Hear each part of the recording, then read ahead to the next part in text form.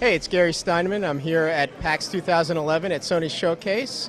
I'm here with Glen Egan, president of Sanzaru Games, and we're looking at Sly Cooper, Thieves in Time.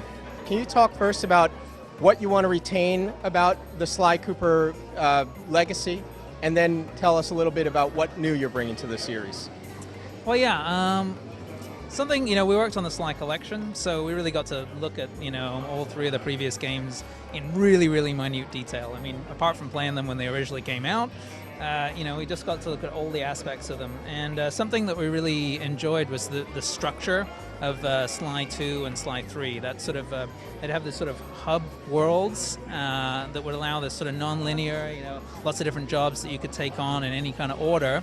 And then they also had spoke missions that came off those hub worlds that allowed for a sort of tighter platformer or specific mechanic kind of gameplay.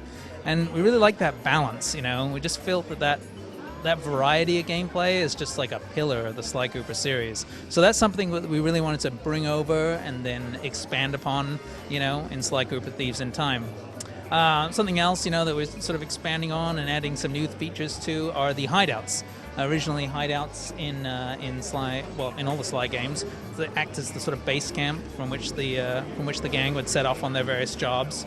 And so we're kind of expanding on those. There's more rooms. We're showing off here a treasure wall where there's various treasures that you can go and gather. In 2 and 3, you tend to go off on these sort of treasure challenges and bring back these pieces and sell them on ThiefNet. But now we're actually kind of expanding on that and to make a sort of collectible system based around these really, really cool artifacts that you're going to go and gather from the world. So that's the sort of thing where we're taking that really, really cool base and then just expanding on it and adding new things. You showed us also in the base your costume collection. Can you talk a little bit about how the costumes work, how they work within the levels, and how they add to the game overall? Well, yeah, costumes are another really cool feature of Sly Cooper Thieves in Time. Each episode that you play will have its own unique costume, and the costumes will not only act as disguises, but they also come with their own unique abilities. And you showed us the samurai costume. Tell us a little bit about what Sly could do when he's wearing the samurai costume.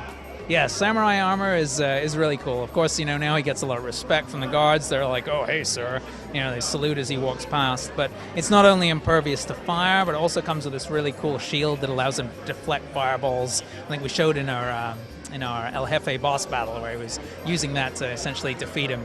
And just a whole sort of layer of sets of gameplay that are now focused around the costumes. So one of the things you're doing with this, with putting Sly on a next-gen system, is really enhancing his look, enhancing the details. Tell us a little bit about what you did with the characters, how you kind of matured them a little, added various details in, and animations and other things that will, excite the players. Well, yeah, I mean, the characters are absolutely key to the Sly Cooper series. Everybody just loves them. On the PlayStation 3, you got a lot more detail, a lot more animation we can put in. But we really kind of evolved, Sly as a character. I mean, he's a little older, he's a little tougher, kind of been working out a little bit. And you can see, we've continued to involve him, even from showing him at E3. We work on his shaders, add a little bit more detail, playing around with his face a little bit. I mean, we're game developers. We love what we do. We always want to make it better and cooler. We're listening to what the fans are telling us as we're going forward. And yeah, we're going to be tweaking and trying to improve upon it the whole way through. So it's just a lot of fun. They're just such great characters. It's just going to be so cool to introduce them to a whole new generation of game players.